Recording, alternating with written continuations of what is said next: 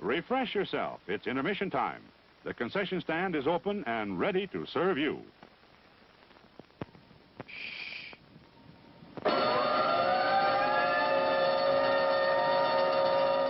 Class, come to order. Pay attention just once. We have a lesson to teach to the dunce. Is the candy good conviction? Now the tasting is perfection. Have we got a good selection? We invite your close inspection. Is the ice cream not delicious? Healthful, tasty, unnutritious. Is the popcorn crisp and healthful? Yeah, and it is sure a mouthful. Is the soda cold and fizzy? Vitamins keep the bubbles busy. Ah, that's good. The lesson is learned. The trip to the sweet spot you have earned. Now is time for intermission. Treat yourself to some nutrition.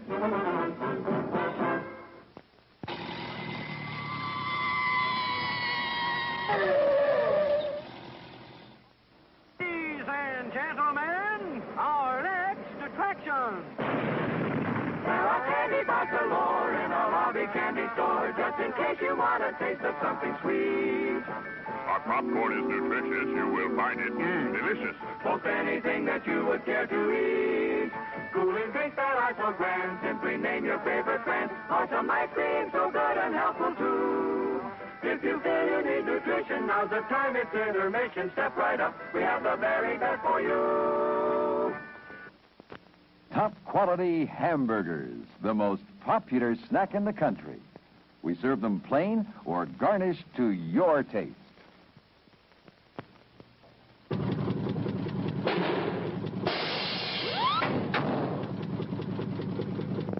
Golden, pure creamery butter, rich, flavorful, satisfying. That's what it takes for the finest buttered popcorn, and that's what we use. See for yourself why there's no Showtime treat to equal the crisp, delicious flavor of hot popcorn that's bathed in real melted butter. It's at the concession stand now. He's the champ. He's the greatest. Because when it comes to winning blue ribbons, Dad can sure show us all how. But chances are he's always too busy making life easier for others to have time to collect them. So let's all toast the great family hero with a rousing, heartfelt cheer that's well earned. Happy Father's Day, Dad.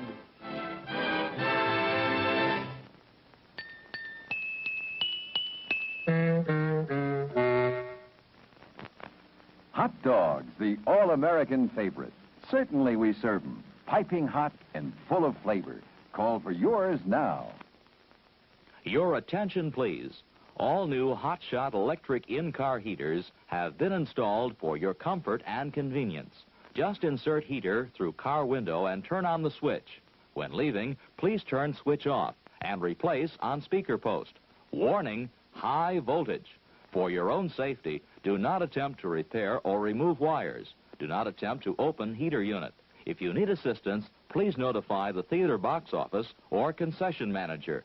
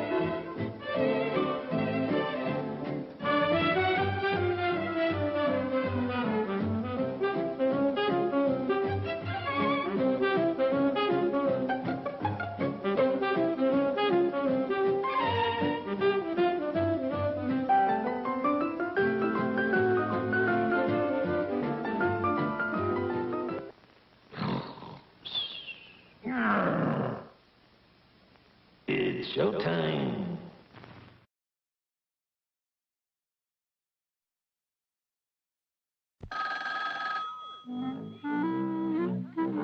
Life Life is full of little problems. Creep. Little annoyances. Little irritations. Police emergency, Sergeant Kirshner. 1 moment. Little pains. Little setbacks. You don't have to if you don't want to. And little disappointments. Why not? I don't feel like it. I'll tell you when I feel like it. This is Alfred. Life is full of countless small situations that you either learn to live with or you go bananas. Kenny's the comedian around here. Is there something the matter with your face? Is there? Well, Alfred's always getting beat up. Fortunately, most of these problems can be solved. Unless, of course, the problem is permanent. Who got it this time? I don't know. It's in the other wing. You could have been killed. I get shot at every day. Jules Pfeiffer's first play is now director Alan Arkin's first film. Every crime has its own pattern of logic. If everything is so hopeless, well, why do anything? Okay. Why get married? Well, you said you wanted to. Little Murders, a terrifying comedy, starring Elliot Gould, Marcia Rod, and 3 of the screen's most brilliant actors. Donald Sutherland as the minister. That of the 200 marriages that I have performed, all but 7 have failed. I beg you feel no shame. Homosexuality is all right. Really it is. It's perfectly all right. These hands closed. Lou Jacoby as the judge, who believes that anyone who can look at life and smile should be locked up. You come up before me again! Who's behind this conspiracy? Once again, ask the question who has And the most Alan game. Arkin as the detective who believes there is no law. A conspiracy of such ominous proportion that we will never, never know the whole story. Little Murders, a devastating social comment on love. I think I'm falling in love with you. Alfred! Involvement. Who do you think you are? What kind of a man are you? Motherhood. Always darkest before the dawn. Fatherhood. Lesbians of Venus. Is this what I spend $10,000 a year at graduate school for? Brotherhood. You. And the world we live in. What is it that these 345 homicides have in common? They have in common 3 things, eh? They have nothing in common. What have I left to believe in? We are readying mass arrests. Witness. Little Murders. It's better than being a victim. Come and get it!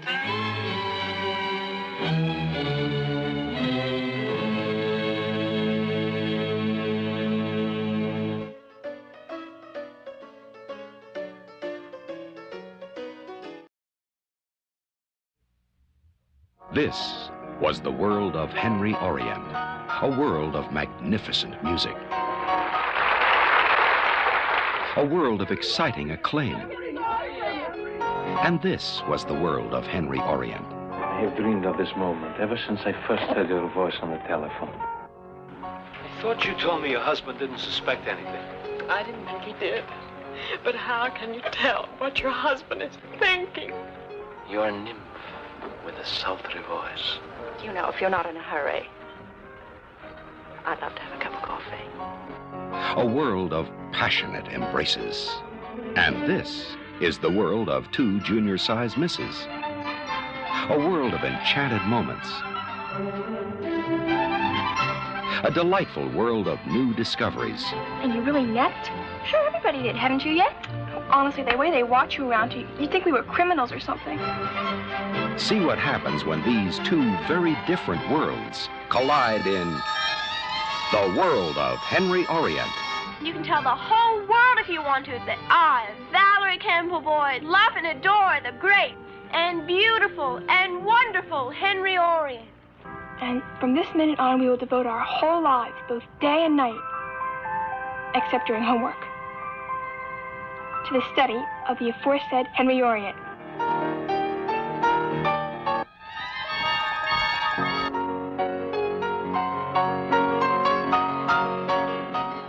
I have all my notes from the restaurant and the cigarette the waiter gave us.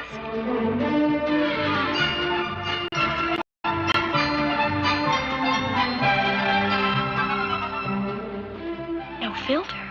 He's not scared. You'll love every hilarious minute of it as two junior-sized misses invade the world of a king-size nut.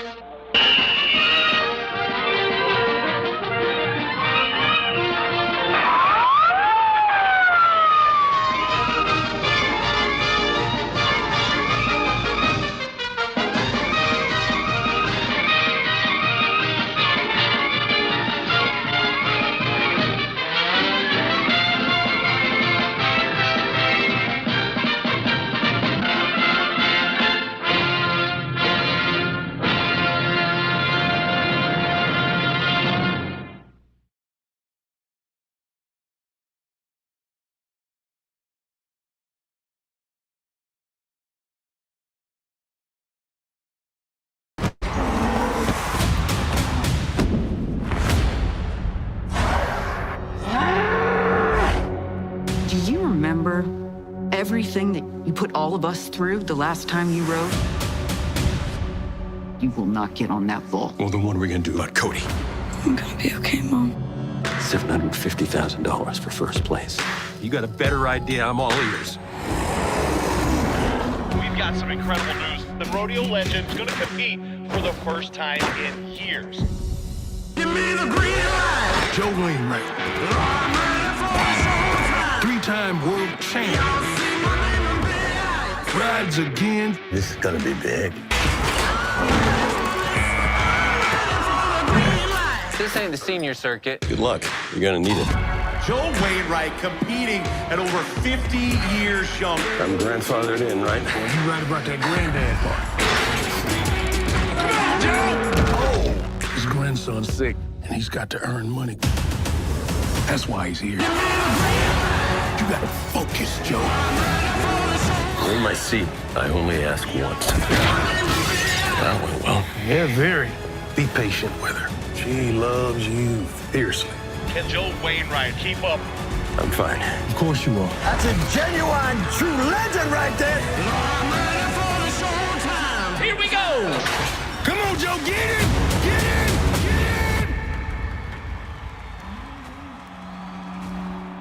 Hey everyone, I'm Neil McDonough. I'm Michael T. Williamson. I'm Reve McDonough, and I play Rose. I play Charlie Williams. And I play Joe Wainwright in the new cowboy drama, The Last Rodeo. We are doing something you've probably never seen a cowboy film do before. For each ticket you pre-order to The Last Rodeo, You get entered to win the Last Rodeo giveaway. Which includes a brand new Ford Raptor F-150, a customized RV trailer from Imperial Outdoor.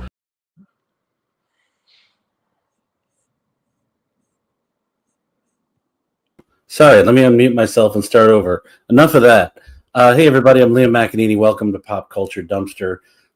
Today we're going to be looking at Jon Avnet's new film, The Last Rodeo, a movie with a Sixth Sense style surprising twist, which is that it is an Angels studio release, which means it is a Christian film. And it is a very sneaky kind of attempt to sneak this kind of movie into the mainstream, which I have to say we will talk about. But I want to welcome, I know Frank was here, but I guess maybe I scared him away. But I'll introduce right now one of my co-hosts for tonight. She's a very funny writer. She's a great actress. She's currently in rehearsals for an off-Broadway play. Give it up for Colleen Werthmann. Thank you for having me. Hi, Liam. Hey, how's it going? Good, good. Glad to be back. While we wait for Frank, this is the perfect time to ask, what have you been eating this week? A lot of pizza. A lot of pizza. From Fresco Pizza. Yikes. Up here in Inwood. You're going to balloon up to 80 pounds if you keep doing it. Oatmeal with feta and sriracha. Okay, we've talked about this before. Yes. I can't handle sriracha first thing in the morning. I can. I love it. I love you're spicy food in general. Well, I have a Jewish stomach, so I have a slightly different relationship to spices than you do. Okay, I'm sorry, I interrupted. Oh, we had some Trader Joe's frozen chicken gyoza. Okay. which I boiled in chicken stock, and then I eat with chinkyang black vinegar, soy sauce, and chili crisp. Right. That sounds amazing. I have not been eating that well this week. No. It's a lot of chicken, but a lot of just very quickly baked chicken because I'm working on a bunch of stuff. Mm-hmm. Oh yeah, we also made a chicken salad with carrots and celery. I had frozen pizza this week, and I would say that that once every few months, and then every few months I have frozen pizza, and I forget. God, what did I have this time? I think I had something that was like the bread was supposed to be self-rising, so like you bake it in the oven and the bread's supposed to rise, but it didn't seem to really work out that way. It was sort of like a Passover pizza, like unleavened. No, it was very leavened, but it was leavened out of the box. Oh. All right, and speaking of unleavened and leavened, let's also bring to the stage Frank Conniff. How you doing, Frank? Hey, hi. Hi, Great. Frank. Hey, Colleen. Great to see both of you. It's been so long since I've seen either of you. It's been literally forever. It's been a really long time.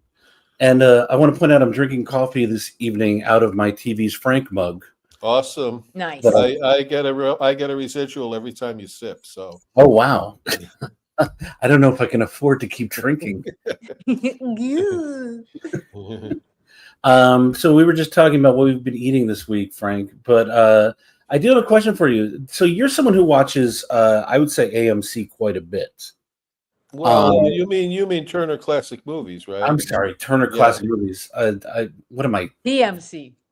What is this? 1992. Yeah, I mean, back in the day, I was a big Bob Dorian, Nick Clooney guy, big time on AMC, but they switched their format to something that makes money now. So but they did. We did get Mad Men and Breaking Bad out of them, and Better Call Saul. So some good came of it. Luckily, Turner Classic Movies was still there to carry the torch. So, what would you say you've seen this week that you really enjoyed? Well, I mean, I haven't on TCM. I'm not sure. It's interesting. On the Criterion Channel, I saw a clip you were showing before we started of Little Murders, the Jules Feiffer movie. And I just watched that the other night on the Criterion Channel, and I saw that movie in the theater when it came out in like 1970, and that movie is foundational to my sense of humor. That's like, it's part of my DNA, that sensibility, that really dark thing, which was very new back at the time. But I really, and watching it again, I thought it really held up well. A lot of really big laughs. Well, currently the distributor doesn't care if I put it on my YouTube channel, so you can watch it this Friday, the 23rd, at I think 7 p.m. And then you showed a clip also of which I've watched on Turner Classic Movies, The World of Henry Orient, another great movie. I love that. Yeah, me too. I saw that, Rafifi, if you know anything about New York comedy, by the way, I'd want to give a shout out to Dan Frankenheimer, says Frank is Steely Dan's biggest fan and the cutest smile in comedy. Wow. I don't know if those two things go together necessarily. But. Usually Steely Dan fans are frowning and telling you don't understand their jazz tempos. Mm-hmm. Yeah. But before Rafifi was like a big comedy venue, it was one of the last revival houses in Manhattan. That's right. And I just walked one day named and watched after the great film by Jules Dassin. Yes, well, the owner's favorite movie. Mm-hmm. And I walked in one day and bought a ticket for The World of Henry Orient because I liked Peter Sellers, and I kind of fell in love with that movie. Yeah, the thing about that movie though is that Peter Sellers is in it. It's not really a Peter Sellers movie in the sense of a starring vehicle. He actually has a supporting part in it. The whole movie is about the friendship between the two girls, and it's very fun and very touching, and it also it has Paula Prentice in it, so it can't go wrong. And it was written by Nunnally Johnson, based Right. on an autobiographical novel by his daughter. Right, yeah, and George Roy Hill, so it's a really good movie. Yeah, when I saw George Roy Hill's name pop up on the screen, I knew I was in for a good time. Yeah. What about you, Colleen? You discover any good movies this week? Gosh. Or TV shows, or rediscovered something you haven't seen in a while? I actually saw a couple really great plays. Okay. New plays. So I was watching fewer movies this week. What platform are those on? Netflix. Risen platforms on actual stages. Okay. I've heard of those. Yes. Lobster by Cal and Dana, and Ants by Zoe Geltman. Well, I'd be allergic to lobster, but how was Ant? Great. Really funny. And those are both playing in New York right now? Yes. Oh, cool. Actually, Lobster just closed last night, but Ants is going for another week or two, I think. Great. And what's the play that you're rehearsing right now? Oh, it's a revival of the great Boulevard comedy by Kaufman and Hart called "You Can't Take It With You." Oh, I love that. Won the Pulitzer in 1937. Yeah, it's a delightful family comedy. There's actually a pretty good movie of it. Yeah, the movie is good. It's kind of sort of faithful to the play, but they also really turned it into a Capra film. Yeah. And who do you play? You play Harpo? You play? I play the very prim and proper, high-strung and sort of somewhat miserable mother of the guy who's inviting them to his Edward Arnold's fiance's house. And then in Act 3, I play Grand Duchess Olga Katrina, a deposed Russian member of royalty who fled after the Bolsheviks took over. Oh yeah, that's a very funny part. I'm sure you're great in it. It's super fun. Yeah. And Frank, tell us about the Mads are back. Okay. We do. We're taking the summer off, but normally we do once a month or once every other month. We Trace Bayou from Mystery Science Theater and I take a movie or a bunch of short films and do a live streaming riff of the film, and it's as simple as that. That's all there is to it. And we've been doing it for a few years now. People really dig it, and we charge people to watch it, and people watch it live, and then you can get a download of it.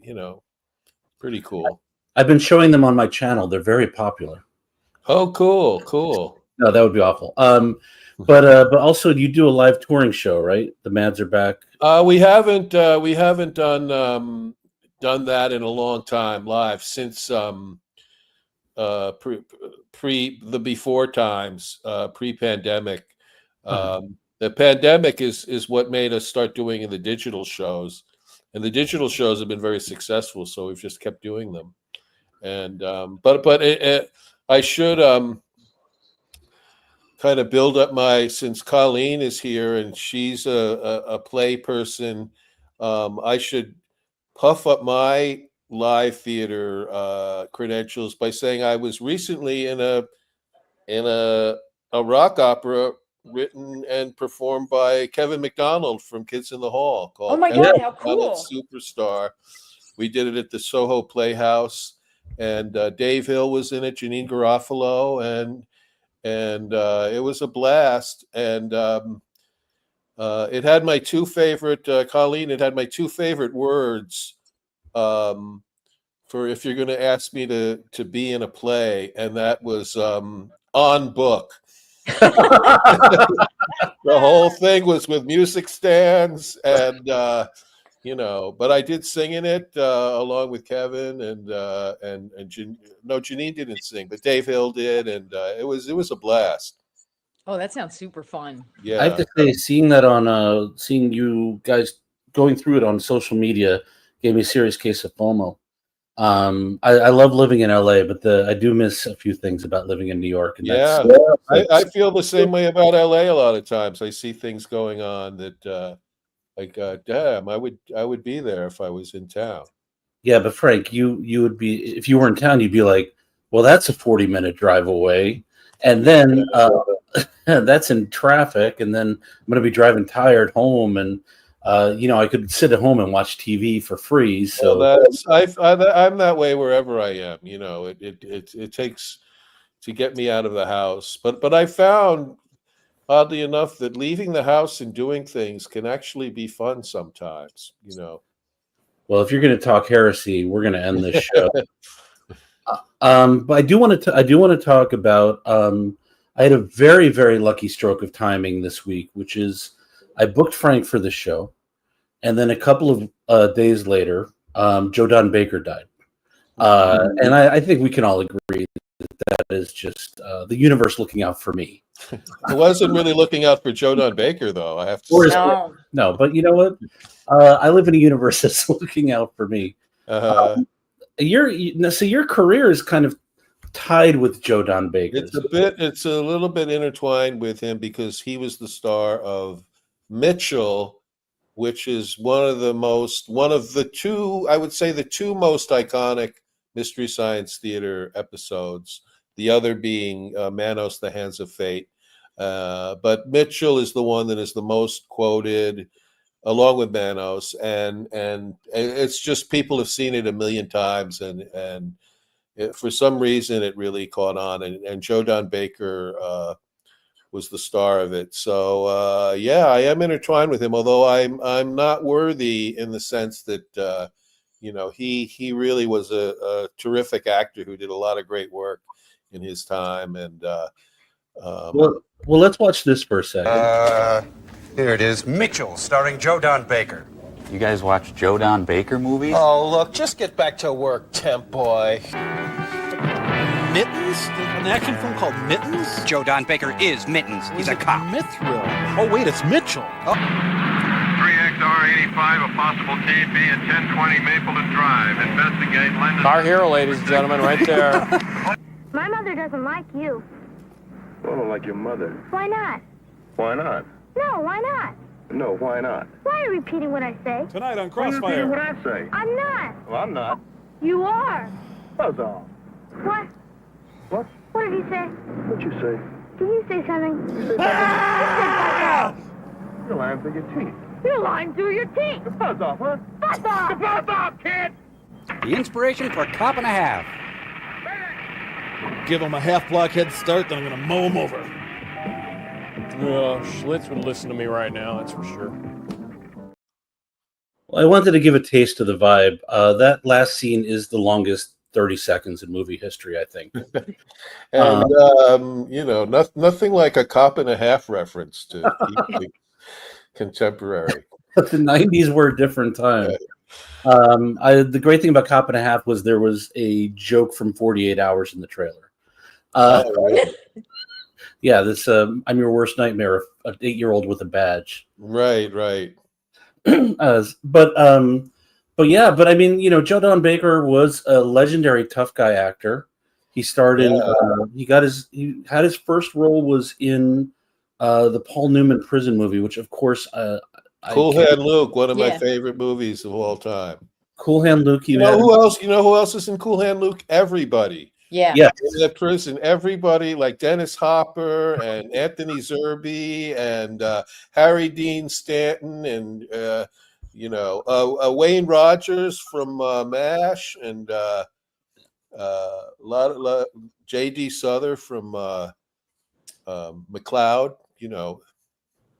I mean, it's a good thing they locked up all those character actors when they did. I know, but that's a great movie, and there's other movies I would recommend. Or there's a film called The Outfit from the early '70s, a crime film with Robert Duvall. He's in that, and Charlie Varick with Walter Matthau. Oh yeah, and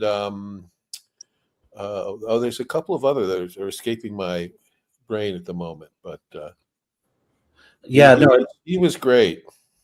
He was great. Also, he played 2 different roles in 3 James Bond movies. Right. Which I think he might be the only one who's ever done that.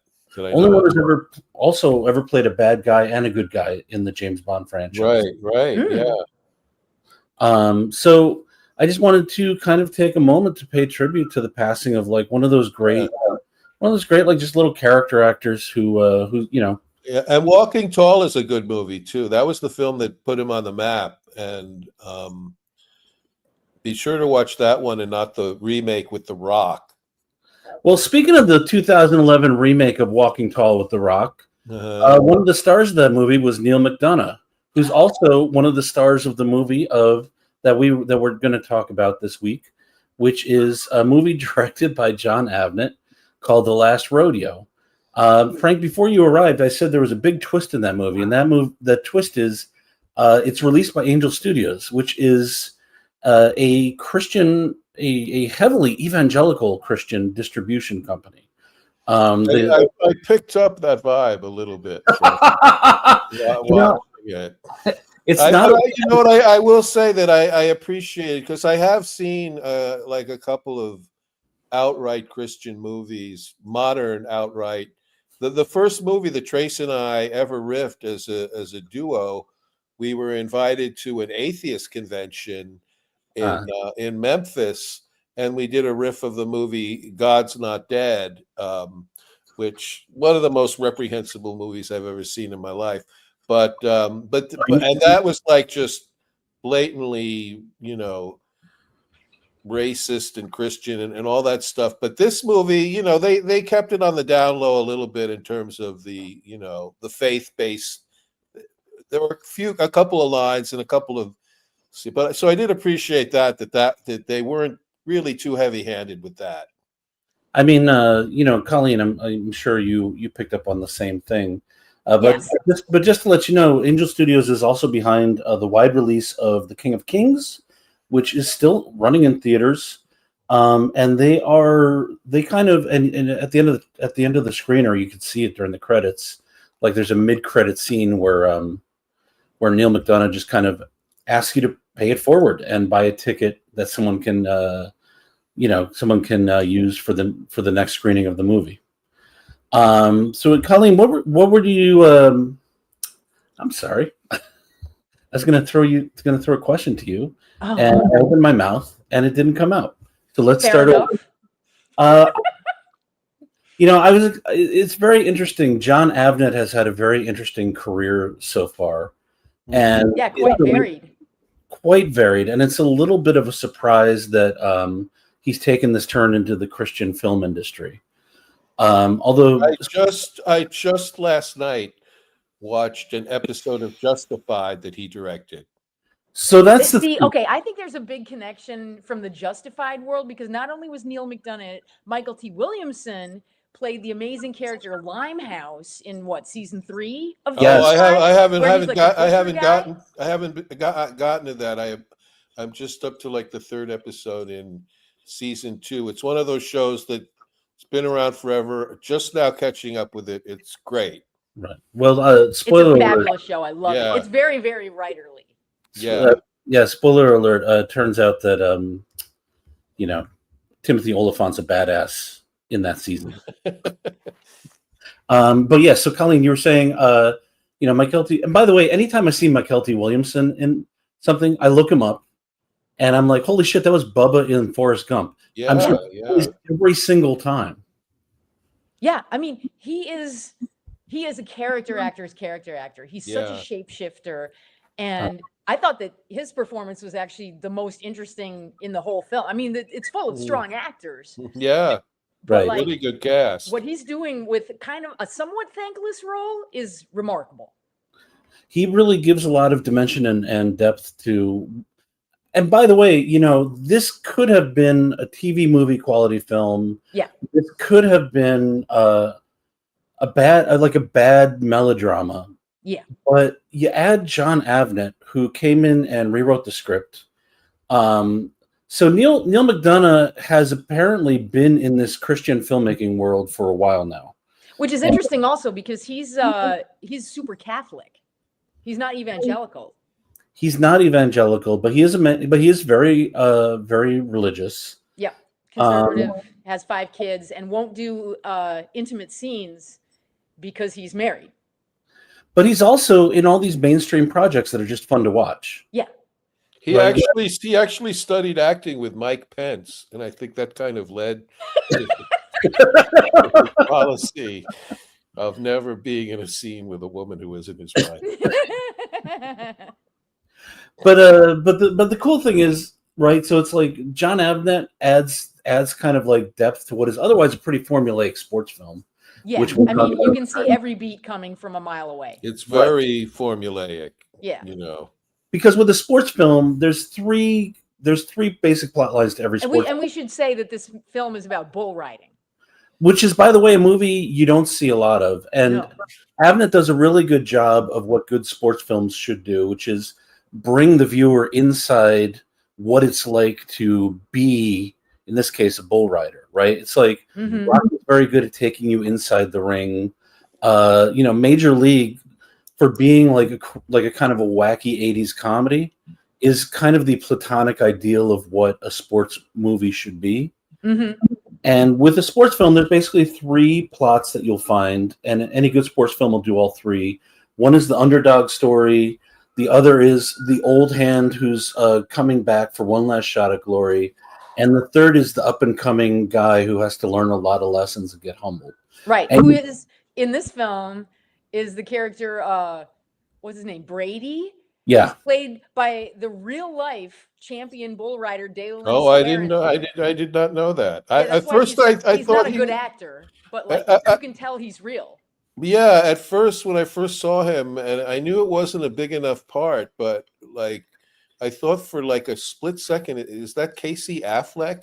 he does. Yeah. He does have kind of a Casey Affleck vibe to him. But this is the first time learning that it's the real Buck and Bronco guy.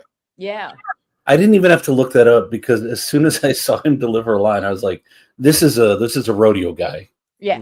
Clearly. Yeah. And you kind of can't judge his performance on normal standards of acting. No, I feel like he was there for real bull riding cred. Right. And also he was sort of like the arrogant young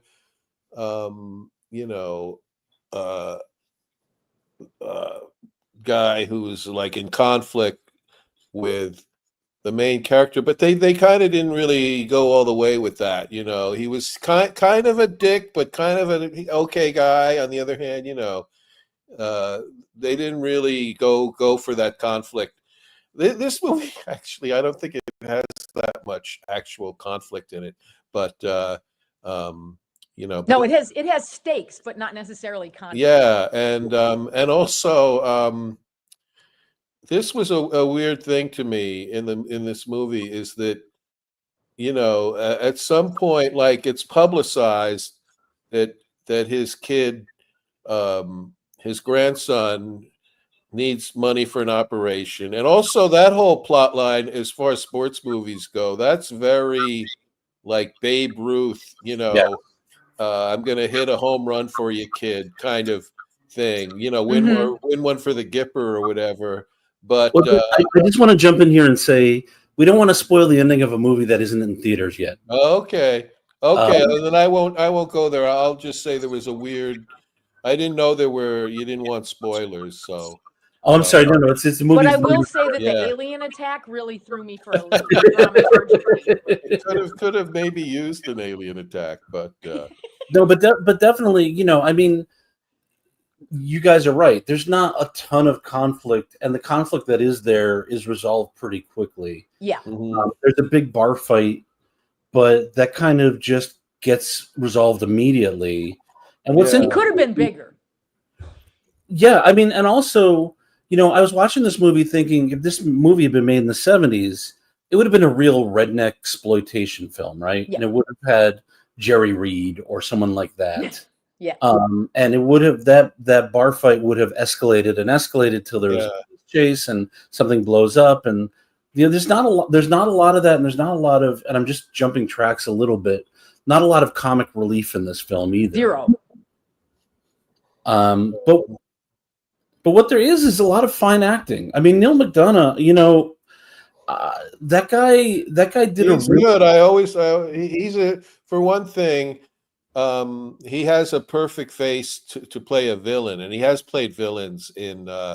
There's something like so intense about his face, Yeah, he's very angular. He's got those icy, like neon blue eyes, and that white hair, and he's very still and very precise. Yeah, he's very economical.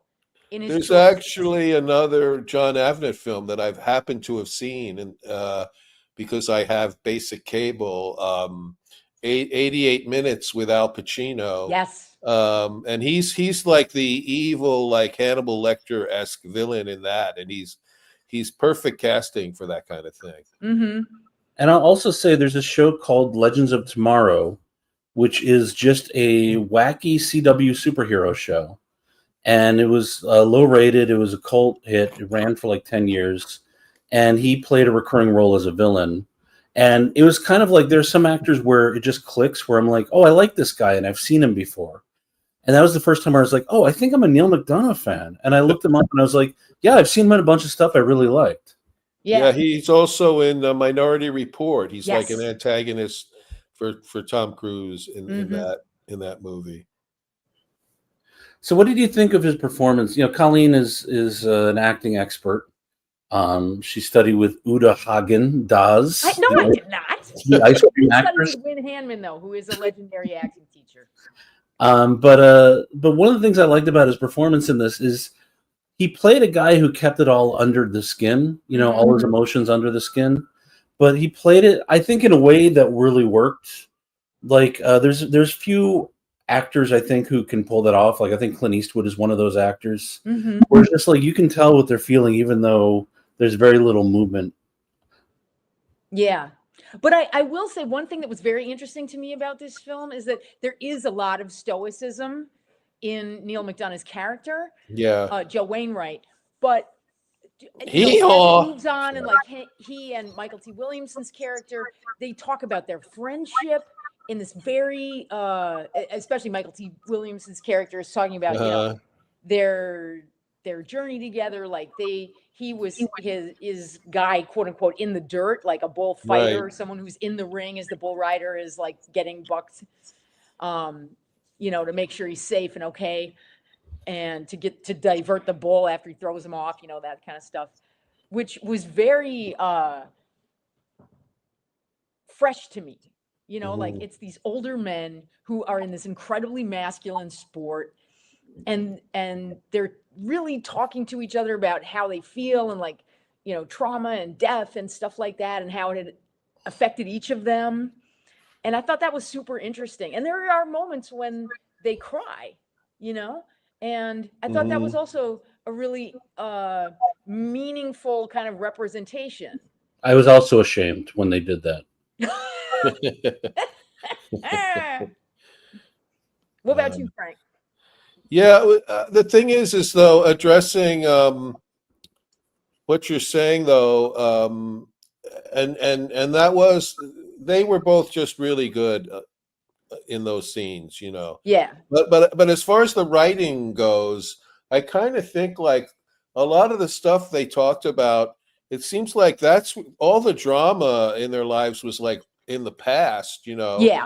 And I'm kind of thinking, when they were talking about like him being a drunk and then him being paralyzed and then his being alienated from I'm like, maybe I'd like to see that movie, Yeah, the screenplay does a little bit suffer from tell, don't show. Yeah. There's a lot of we hear a lot of backstory, and I don't necessarily mind that, if the current story they're going through is compelling enough, but it felt like, they like this, maybe this was the sequel, and the earlier movies were more exciting or something. I don't know. It felt to me like there was maybe supposed to be a flashback structure to the movie, and there just wasn't the money to make it that kind of movie. That's possible, but I did look this movie up on IMDb. By the way, the print is like too small. I'm sorry,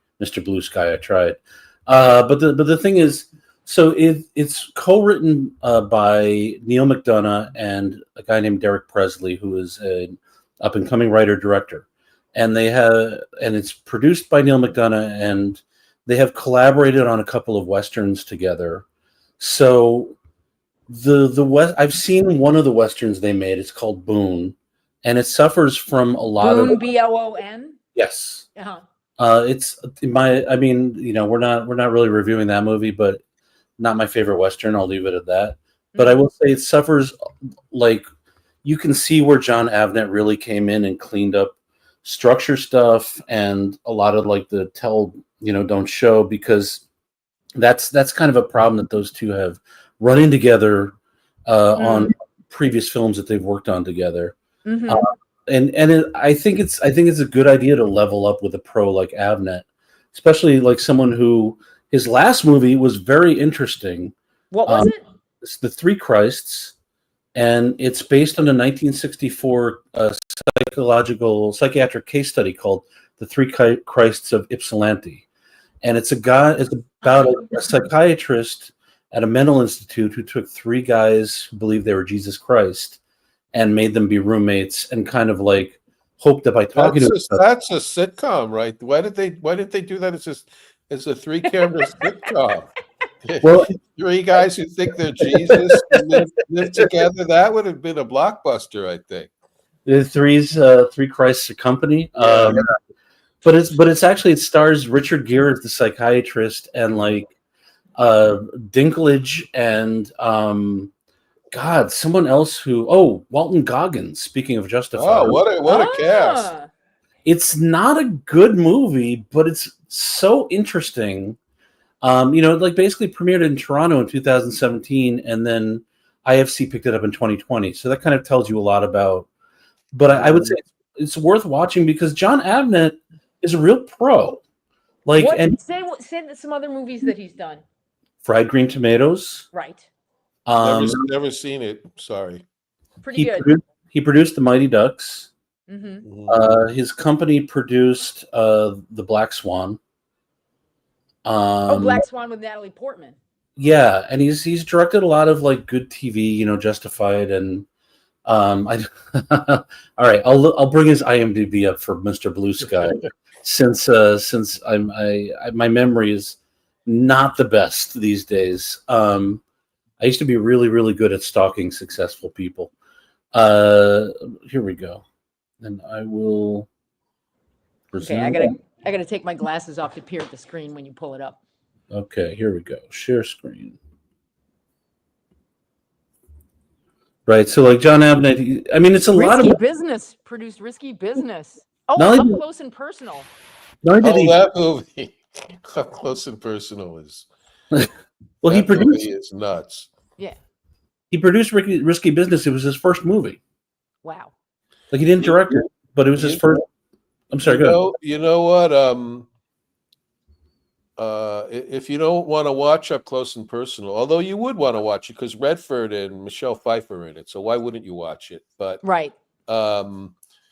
There's a really good book about the writing of that movie by John Gregory Dunn, because John Gregory Dunn and Joan Didion did the screenplay for that movie. Ooh. And it was a long saga, as the screenplay things can be, and it originally was supposed to be a movie about Jessica Savage, who was a cokehead or whatever, and had like a really bad end, and the book is all about how that just evolved or maybe devolved into just this really bland movie, about fictional characters, but it's very interesting. He also directed Righteous Kill, which I recommend watching if you are a fan of De Niro and Pacino. It's the only other time they've ever done a movie together. It's not a good movie. Besides Heat with Michael Mann?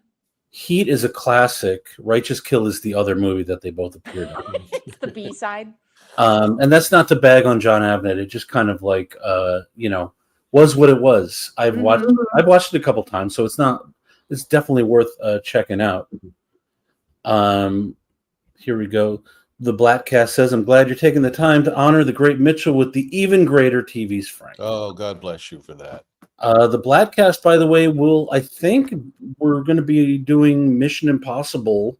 We'll be doing that next week on Friday because next weekend is Memorial Day weekend. But I may be promoting this before we have cemented our plans. Weirdly, the studio would not send us a screener. I bet. I did ask. But we will have clips. Fun fact. Yeah. I used to be a cater waiter with Charles Parnell. Really? Yeah. And who's Charles Parnell? He's the super handsome, like sort of middle-aged black guy with white hair now who's been in a bunch of them. Oh, cool. Yeah, he's great. He has like a the gorgeous smile. The most recent Mission Impossible movie, I have to say, was sensational. It was awesome. Great. Yeah. So this is the other aspect of Avnet's career that I find really interesting is he produces short films and documentaries. Mm-hmm. And the other movie he's got coming out this year is a documentary about a double Dutch team. Ooh. I think in New York City. Jazzy Jumpers. Jazzy Jumpers. They work to defend their world championship title from their headquarters bordering a public housing complex. I'm a little naive, I guess. Is double Dutch, that's not like some farting in a car thing, is it? Or No, it's when you have two jump ropes. Oh. And you go. Okay. And you jump in and do tricks. Oh, that's impressive. No, I was thinking of Dutch ovens. Double Dutch oven. I don't want to be a part of that. But I would see double Jazzy Jumpers, the double Dutch movie. By the way, sir, a double Dutch oven movie. Well, there probably is. That I'm already. It probably does very well. I'm already developing the screenplay in my head, and I'll be pitching it next year. How about The Irishman? I don't know what that. I think we're not going to focus on old movies. Last week. Oh, that's another De Niro and Pacino movie. Oh, I forgot. That's true. Yeah. Because Pacino plays Jimmy Hoffa. Yeah. Yes. Okay. Well, there you go. There's three of them, and they're all worth watching once. I love The Irishman. The Irishman, for me, is like a great as an old person. It's a real old person's movie, and I appreciate that. It's long. It's got a lot of history in it. Yeah, it's slow. It's that movie. There's something really comforting about that movie to me, which I can't. This movie felt very much like an '80s, like a slightly more sophisticated '80s classic sports movie. Right. Or the phrase TV movie has come up, and it very much has that vibe to it. Like in another time, I don't know the way the industry works now. In another time, this could have been a TV movie on CBS Thursday night or whatever. Yes, 100%. Back in the 90s, or everything is different now. But the ABC Sunday night movie. Yeah, it could have easily, and maybe that would have been the best way to present it. The best forum for it, but. People are going to end up watching this on TV anyway, so. But speaking of where it is, actually, this doesn't have anything to do with that. I thought it was really beautifully shot. I thought the bull riding scenes, with all the dirt flying and the sort of hectic kind of cutaways, I thought it was super well done. Again, I think it's a little bit unfair to compare this to a TV movie, because if this was a CBS, Sunday night presentation or whatever, Monday night movie, it would have starred Willie Nelson, and it would have starred some second-rate actors.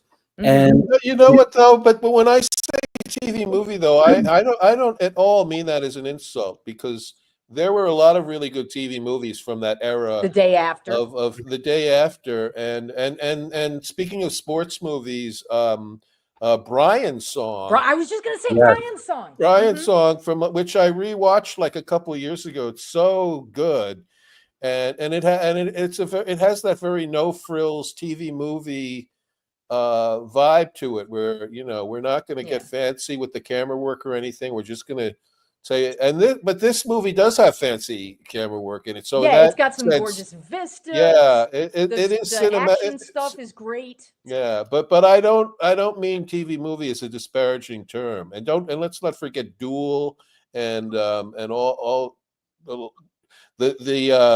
the Night Stalker with Darren McGavin. I mean, there've been there was like kind of a golden age in the 70s of TV movies. But also there was Kenny Rogers in The Return of the Gambler. So but what's interesting, speaking of the visuals, is I think one of the real, I think, things that could have been better about this film. I don't want to say it was bad, because ultimately I enjoyed this film. I did too. This movie made me wish my dad was still around so we could have watched it together, quite frankly. Because this movie should be coming out around Father's Day in June. Because it's a real, you take your grandpa, you take your son, you take your dad, because it's clean. I mean, one of the nice things... There's no cussing in it at all. Yeah, I mean, the nice thing about this being an Angel Studios release is it is family friendly. And there is something to be said in this day and age where, I saw poop jokes in a Smurfs trailer. There's something to be said for, maybe I want to take my kid to something that wouldn't embarrass me at some point. But, I mean... So the Double Dutch Oven movie is a no-go. That's what you're saying. When you look, I don't know if you noticed, when you guys started saying that, I ducked out for a second. No, I'm just kidding. Someone said my name backwards and banished me. No, but what's interesting, I think, is there Neil McDonough's character, Joe Wainwright, is treated heroically from beginning to end. There's a lot of hero shots, beautiful hero shots. The cinematography when it came to Neil McDonough was amazing. Yeah, I mean, and in I wouldn't be surprised if they had a blue screen behind the camera to super make his eyes pop. Yes. No, you're not. I want a blue bounce. Yes, I 100% agree. I wouldn't do that with those eyes. Well, I mean, all right, Colleen, I think your husband might need to be worried a little bit. He's in the other room. I don't care. But my point is just, it's like he just yelled, "Hey!" There's very, very little of Joe Wainwright looking back. I'm sorry. Whenever you say Wainwright, because of Sam Wainwright in It's a Wonderful Life, I always have to go, hee-haw. Okay, sorry. We can move on. You don't have to explain that, Frank. I guarantee nobody watching this is under the age. Yeah, zero comprehension. But my point is just, it's a movie where he kind of falls off a mechanical bull twice. Yeah. Then everything going forward is badass, and he makes no mistakes, and he beats up men half his age. And there's just a point where it's one of the things that made the movie Rocky so epic was he starts as a down and out dirtbag, someone you almost can root against. Right. You just the first almost 30 minutes of that movie is just going through how shitty his life is and how he's incapable of making anything better. And his only way out is boxing because he's just such a lowlife otherwise. He's not a heroic figure until Rocky 2, really. Well, hello. Who's that? That's Billy, my cat. Hi, Billy. Hi, Billy. Oh, yeah. So that's just my point. It's just this guy's set up as a hero immediately. Yeah. And, it almost feels like the second and third act of a movie. And there's no first act where it's this guy is. Yeah, that's a good point. Which is maybe good for the movie in a sense that they just get right into it. Right? They get into what the story of the film is without. They have no backstory at the beginning. They save all the backstory for later. Yeah. Talking about. But also, I feel is that maybe an Angel Studio kind of typical structure where a good man, a family man is the savior. It's all about family. It's about, having faith and believing that you can do something and, be of service.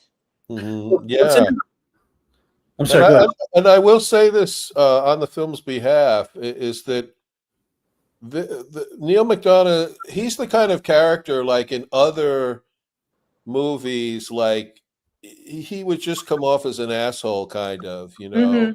Like if he were like, for instance, in the last season of Yellowstone, and I think Neil McDonough was on Yellowstone at some point, right, or one of those shows. I don't know, but he's been on everything. Yeah, but if he was in the last season of Yellowstone, he would do a rant about how people who live in cities suck, and you know, and rural American values are the only decent American values. And right, those are the real Americans. The real Americans, and there's none of that in his character in this film at all. And in fact, the film doesn't get into any of that kind of stuff at all, which I appreciate. I mean, I feel like that's where it's show don't tell. It's like, you're right. Then like nobody ever comes out and says it, but there's a lot of like just people in American flag gear and military guys, you know, like listening to country legend Leanne Womack singing the national anthem. Which I feel like that was a good get for that movie. It was a good get for the movie. I still think we're throwing the word legend around a little loosely. Well, I'm not qualified. For all I know, she is a legend. Maybe if you're a country music fan, she is a legend. Yeah, that's true. I mean, well, also, I mean, she's fine to me. To me, a legend is like Johnny Cash. Yeah, or like if you're being contemporary, Reba McEntire. Right. Yeah. Or if you're even being more contemporary, Taylor Swift. You know, but again, I didn't think of The Irishman because for some reason my references ended about 1985. Well, that's 53 years later than Frank's.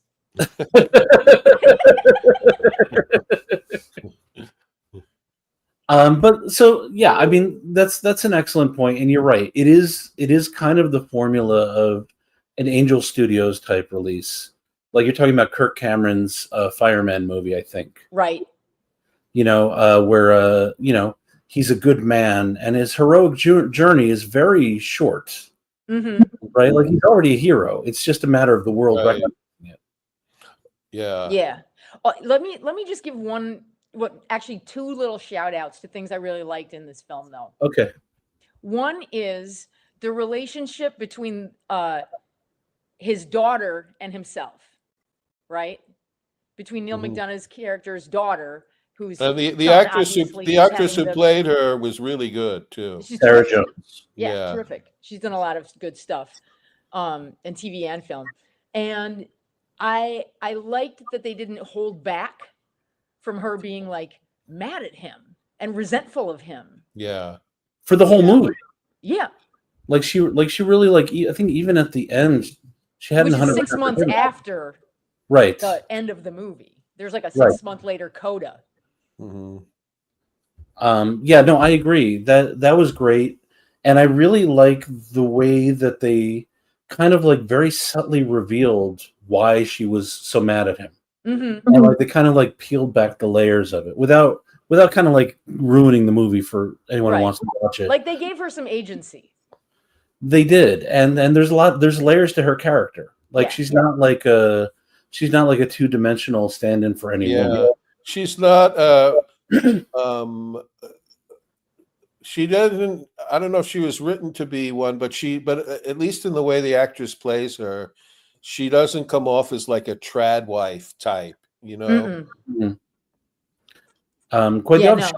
She's a single mom. I mean, you know, she's which in an Angel Studios type production is usually a pathway to disaster.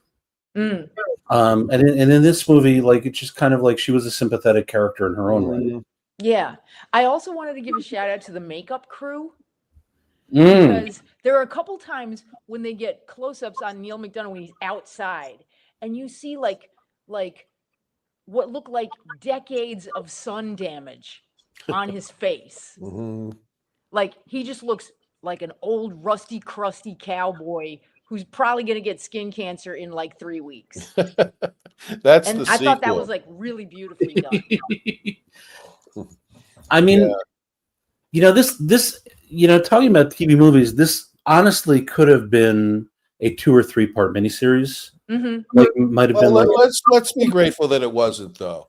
No, but wait. So many TV series now are 8-episode versions of what should have been a 2-hour movie. So right, and they're padded to high and hell. they're padded like crazy. And that if you made this into a mini, there's where you would have your flashbacks, right? You know, because that's they love the flashbacks on the 8-hour, you know, the Thornbirds. But my point is just the movie's also populated with a lot of very interesting minor characters. Yes, Nikisa, the Native American wife of Michael T. Williamson's character, right. is like so interesting and played by a fabulous actor. I wanted more of her. Yeah. Or the rodeo rider who hates Joe Wainwright for some reason, which we never discover. Right. I honestly would have liked the dickhead more. Latino guy who's like, this is my area. Yeah, what was his deal? And who started the fist fight, right? Right. He was like additional dickhead guy. But he was an interesting character, and I liked the way he was portrayed. And that's the kind of like thing that like if you're given 4 hours or 6 hours to really get into something, that's where you find out who these characters are. I mean, the problem is that you explore those D, E, and F stories. At an hour 55, this movie was stretching my attention span a little bit. I will admit. You know, but ultimately, look, I'm a sucker for sports movies. I'm not gonna lie. I think like a guy like Ron Shelton could have really also killed like writing and directing this kind of movie. Sure. My perfect like conventional mainstream sports movie is Hoosiers.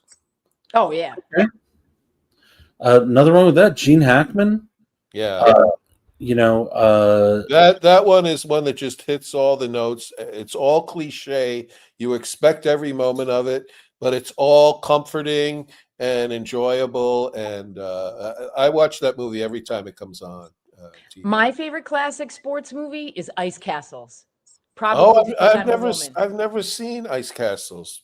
I mean, explain the figure. Explain it's a figure skating movie. Who is an ice skater, young, and she's like skating around the rink after her routine, and people are throwing roses on the ice or whatever, and she like somehow her skate hits like a television cable or something, and she has this like crazy fall, and she goes blind.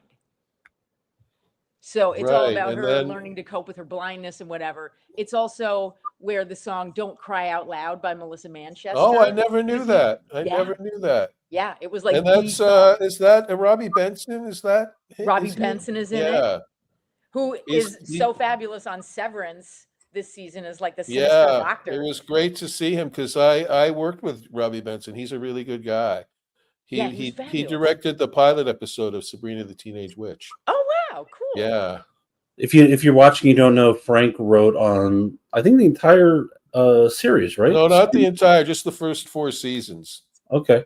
Yeah. And also the Drew Carey Show. I did. Oh, nice. I worked on that as well. I will say like I said, I'm a sucker for sports movies. I could watch Major League One anytime. I think my favorite might be Slapshot. And that's a great movie. I love that movie. That though, you know what is like, if you're talking about conventional sports movies where it's everything you expect, that is not that movie. That movie is in a class all by itself. And also another George Roy film. A George Roy Hill film, written by a woman, like based on her husband's experience, her husband or her brother played professional hockey. Yeah, and so she wrote that movie based on it. To me, anything, the things like there's something comforting about the kind of just tropes of a sports movie. Yeah. Where it's like it's always structured to leave you feeling good. Yeah. Like, there's very, very few sports movies that are a bummer. Even The Natural, which kind of like ends with Robert Redford never being able to play baseball again. Mm-hmm. I feel good about that. Yeah. Oh, can I shout out one more classic feel-good sports movie? Please. Miracle, starring Kurt Russell. He plays Herb Brooks, the old, the one-time University of Minnesota hockey coach who coached the 1980 gold medal winning hockey team at the Olympics. Oh, cool! Anything with Kurt Russell. I've never seen it, but you had me at Kurt Russell. I'm totally gonna watch that. They got all real hockey players in it who actually are doing a pretty good job of acting. How much of them is how much is it asking of them? Basically to play hockey. I'm also going to give a shout out to a movie that came out a couple years ago called Sweetwater, and it's about the true story of a kid who played for the Harlem Globetrotters and eventually played for the New York Knicks. Mm-hmm. And it has a stacked cast of character actors, including Richard Dreyfuss, Matt Damon. Are you talking about really Matt Damon's in Sweetwater? The basketball movie? Wait, I'm mixing it up with another movie called Sweetwater. You're mixed. I think there's another one with Matt Damon called Sweetwater that's about toxic, a town being ruined by toxic. Yeah, I'm sorry, I had a complete brain fart. Yeah. Sorry. No, it's quite all right. But anyway, just my point is just it's produced by one of the producers behind this movie. Mm-hmm. And it's another kind of feel good family type film that's not overtly Christian in its themes. They sort of backload all the Christian stuff for the end. Well, it's McKelty Williams' character just kind of keeps the faith for Neil McDonough. Right. But right before Neil McDonough's character does his final ride. Right. Right. His ultimate, is he going to win all the money or is it all going to go to hell? He has on a necklace with a crucifix on it. And he shows it to McKelty Williamson's see? Yeah. I've been listening to you. Mm-hmm. Right. Because there's a lot of there's a scene where McKelty comforts him with words from the Bible but it's all very quick. It's not like I said before, they go light on that for a movie like this. Yeah. And it's what I meant too about Neil McDonough's character is as we've seen a lot of these tropes in other movies and other movies they go really heavy into stuff that just turns you off completely and right. This film has kind of a light touch with a lot of that stuff. Yeah. Dude, it definitely is just sprinkling in a little of the medicine with the sugar of the sports movie. Dude, I'm loving your contributions to the convo. I wish you would change your screen name. I'm sorry. But $1 Million Baby, especially when you know who he's making fun of. But $1 Million Baby is so. I took so Frank. We haven't talked in a while.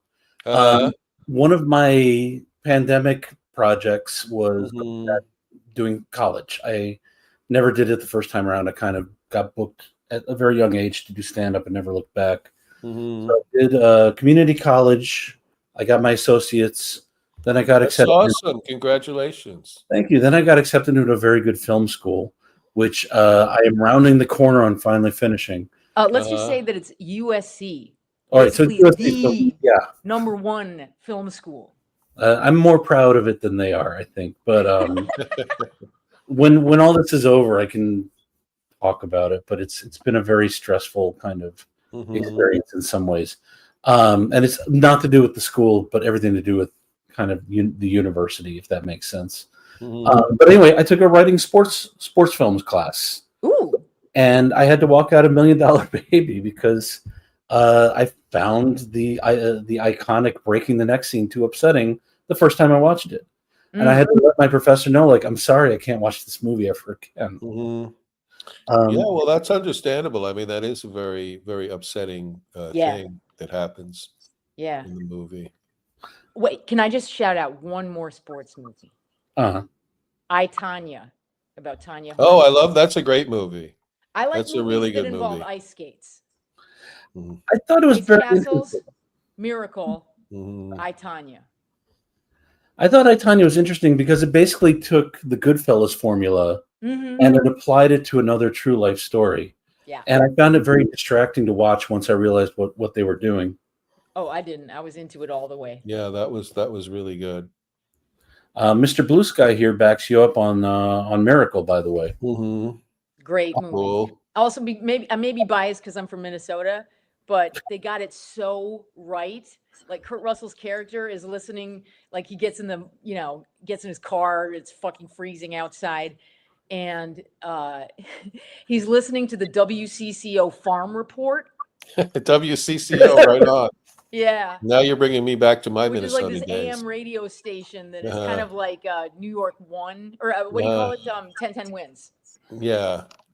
So Age of Squirrel says Hoop Dreams probably doesn't count since it's a documentary, but it's amazing. It is. I disagree. That is a real sports film, and it is structured like a sports film, and it really invests you in these kids. I never saw it. Oh my God, it's fantastic. Yeah. It's I will say this, it's a really good documentary. Mm-hmm. I'm not always a documentary guy, but it really kind of like you kind of forget that you really know how this movie's going to end.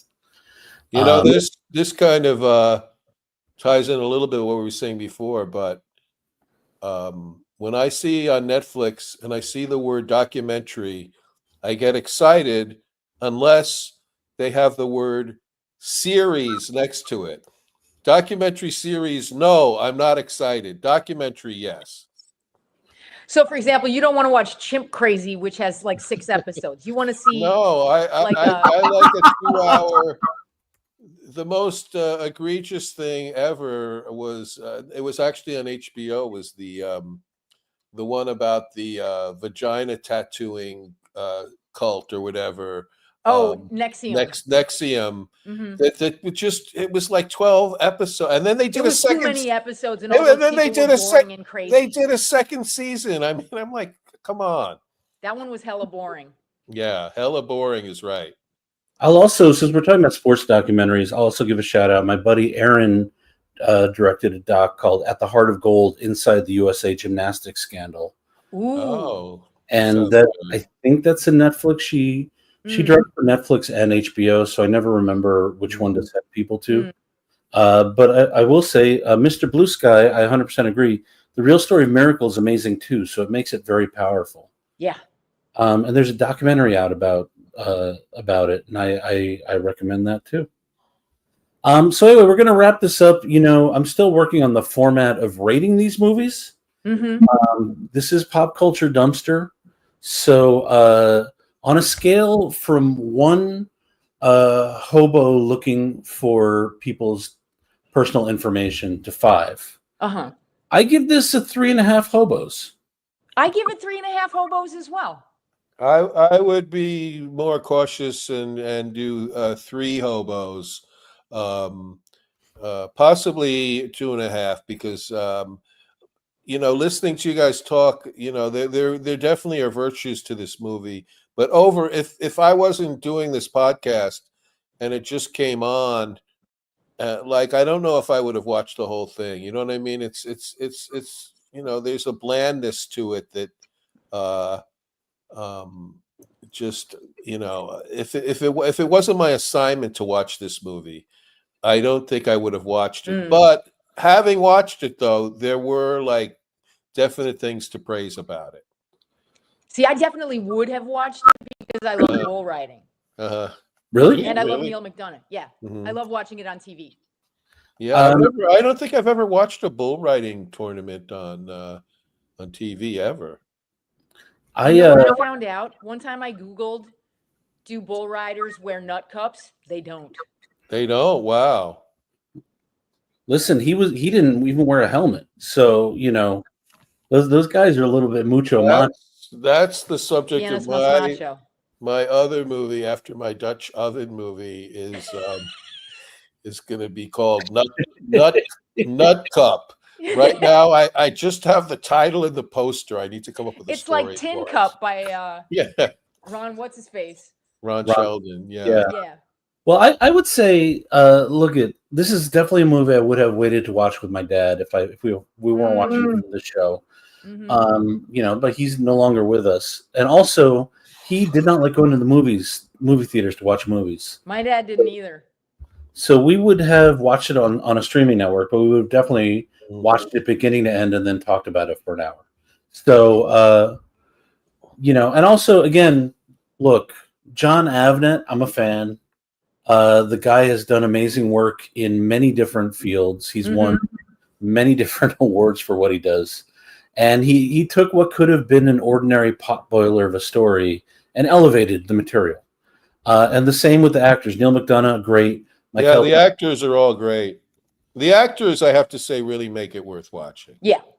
I wish I could remember the name of the guy who played the head of the Rodeo Association. Oh, Chris McDonald. Chris McDonald. Every time he was on screen, it was all I could look at. Yeah. It's that like guy's got real star power for a character actor. Yeah, and he's in a lot of stuff, and it's kind of like when he showed up, I'm like, oh yeah, this is a real movie. You know what I mean? It's like to see him, it's like, okay, this is legit. All right, Frank, you see what you started on my show? Richard McCabe says Dutch Oven, the Ethel Merman Ernest Borgnine story. I'm totally there for that. That movie has to be made. An Age of Squirrel says, speaking of Slapshot, Rob Zombie, of all people, was slated to direct a biopic about the Broad Street Bullies. Didn't happen for a variety of reasons, but that would have been a crazy movie. I have to say, I am a Rob Zombie fan, music and directing. I don't want to see that. I'm sorry, Age of Squirrel. I appreciate the info. That's one of those movies that could go down in the dustbin of history. So, Colleen, when can people come out if they're in New York City? When can they come out to see you in what's the name of the play? You Can't Take It With You by George Kaufman and Moss Hart. Well, when and where can we see that? It's at the Brooklyn Center for Theater Research in Greenpoint, Brooklyn. And it is the last 2 weekends of May, basically. Okay. So you guys are competing with the opening of Mission Impossible: Final Reckoning. Hopefully those audiences don't overlap too much. I'm quite sure they don't. Yeah. And Frank, you got a lot of books, you got a lot of projects going on. What can we buy and where?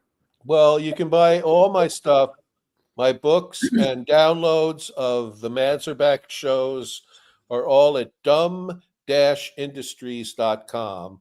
That's dumb-industries.com.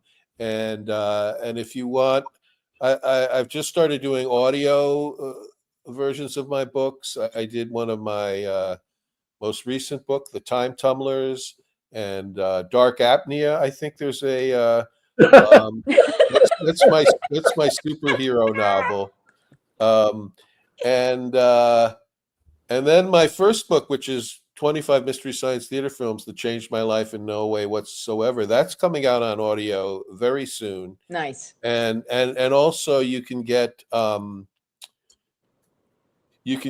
hard copies of all my books with me personally autographing them for a personalized autograph for all of them. And also we have there's an ebook version of my latest novel, The Time Tumblers, and there are so many obscure references in that book that I put out an ebook that has Wikipedia links to every obscure show business reference, and we give a percentage of the proceeds to Wikipedia because nice.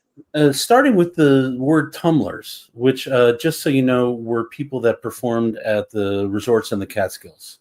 Right. And they're often waiters or other type of servers. Everyone who was in show business before we were born, including Mel Brooks and everybody, worked as tumblers in the Catskills. And as for me, I don't have much to plug right now. I just I recorded my first special. I'm laughing, and I'll describe it when I'm ready to plug my special. But I recorded my first special in November, and I just heard from the producer, and it sounds like he's finally getting a distribution deal for it, and it will be out. But I have to talk to him tomorrow because apparently it's not as simple. Nothing is ever simple in this biz. Nothing is ever as simple as it could be. All I know is I trust this guy 100% to do right by it. So good. The dude, I'm sure.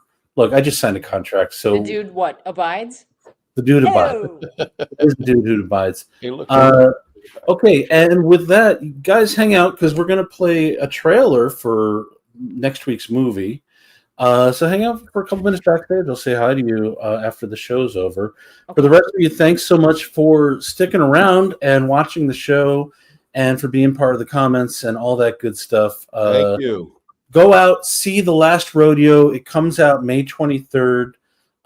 Go support films in the theater that aren't always superhero films or big budget franchises. Although, again, next Friday, I'll be talking with Christian Blatt and probably Eric Connor about Mission Impossible: The Final Reckoning. Thank you all. This can't all be true.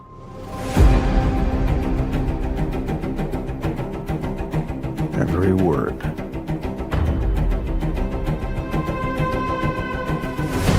CIA Black Vault break-in.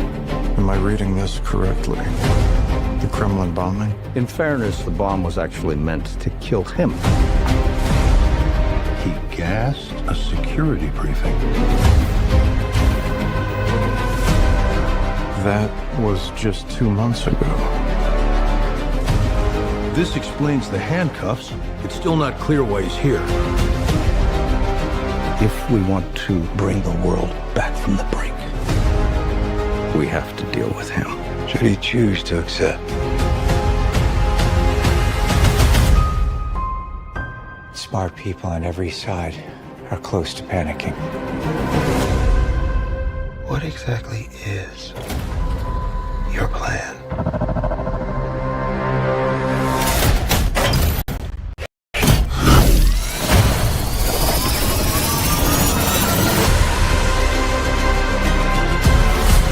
Your team has been betrayed, Ethan. All your secrets compromised.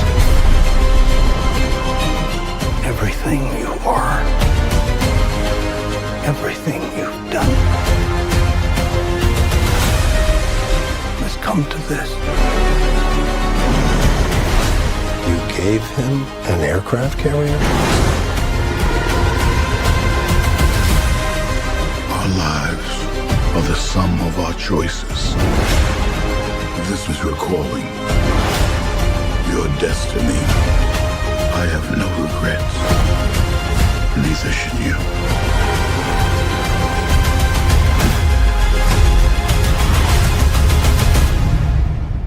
I need you to trust me one last time.